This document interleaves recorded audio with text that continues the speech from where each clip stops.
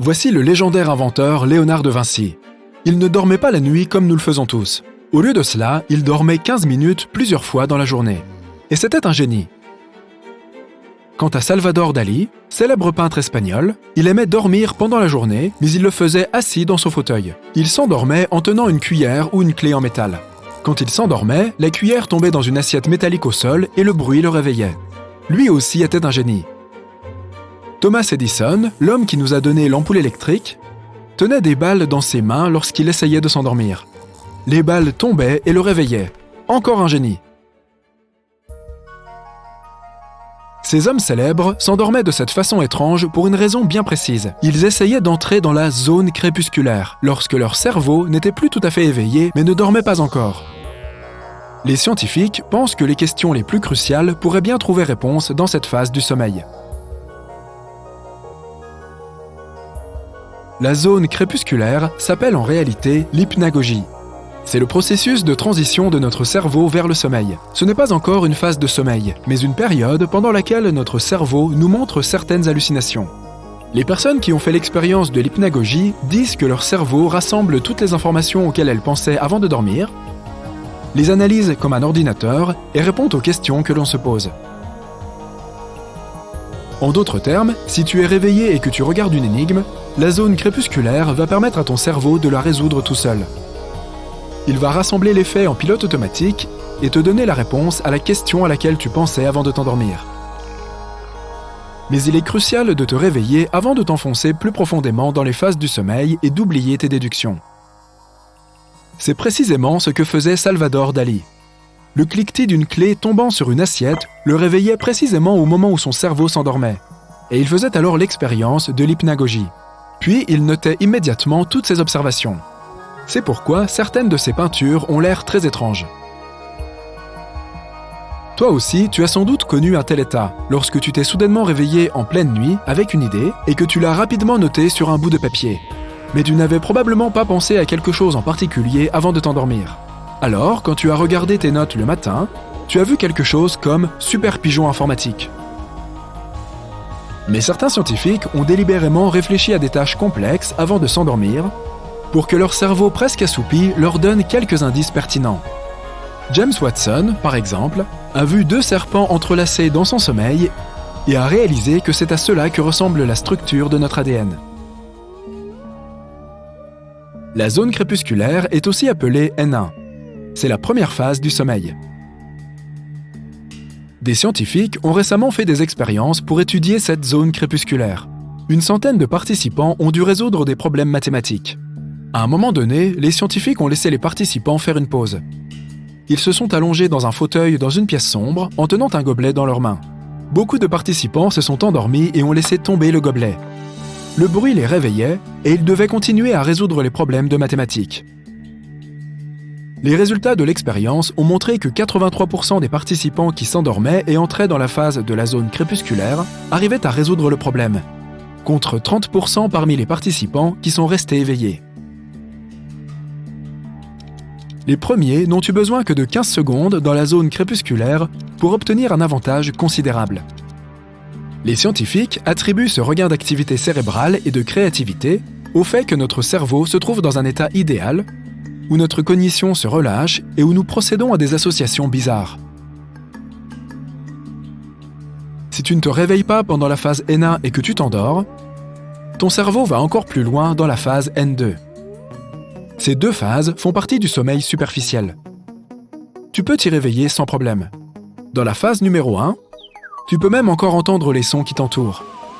Si tu t'es déjà endormi dans le métro, tu as été dans l'une de ces phases. Ensuite, ton cerveau plonge dans la phase la plus profonde du sommeil, N3. Si tu te réveilles alors que tu es dans cette phase, tu te sentiras très mal. Tu resteras assis sur le bord du lit pendant un certain temps en essayant de reprendre tes esprits. Ce n'est pas surprenant, car si tu regardes l'activité de ton cerveau, la fréquence de tes ondes ralentit de plus en plus à chaque phase. Le sommeil à ondes lentes est aussi appelé sommeil non REM, sachant que REM signifie Rapid Eye Movement, ou mouvement oculaire rapide. La température de notre corps baisse légèrement pendant cette phase, et le cerveau utilise moins d'énergie. Après le sommeil le plus profond, le cerveau accélère. Le sommeil paradoxal, ou sommeil REM, commence. c'est là que tu fais des rêves vifs et bizarres. Et pour regarder autour de toi dans ton sommeil, tu bouges tes yeux dans la réalité, très rapidement. C'est pourquoi cette phase est appelée sommeil à mouvement oculaire rapide.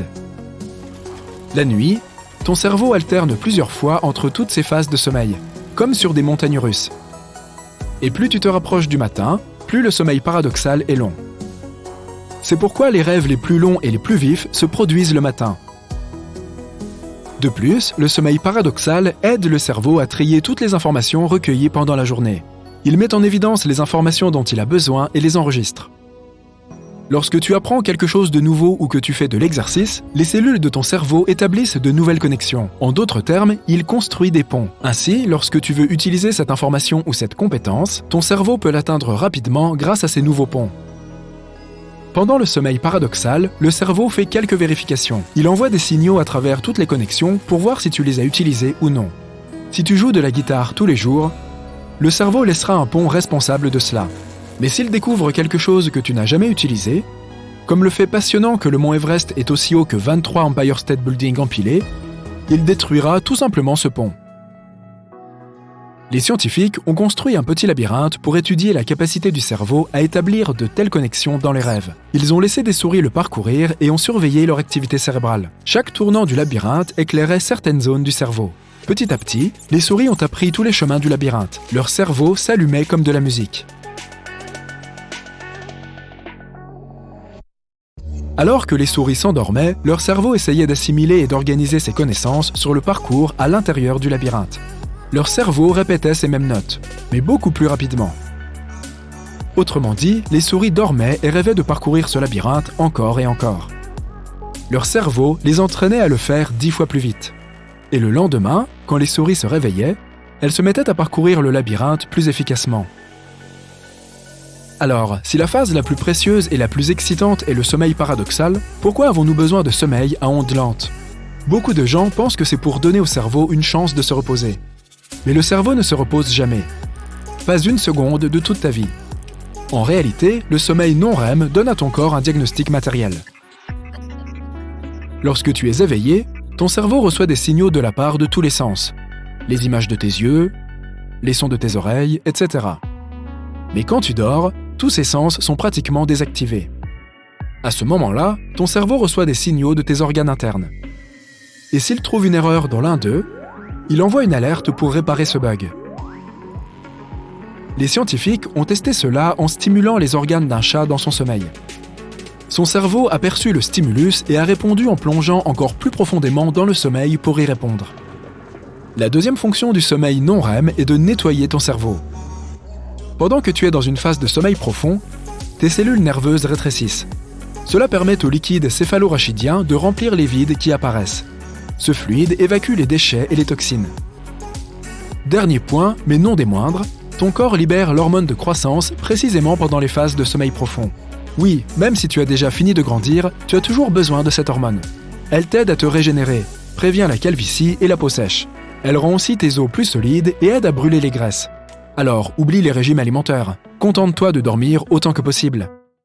Au fait, as-tu déjà eu un spasme soudain au moment où tu allais t'endormir ? Alors, voici un fait bonus pour toi.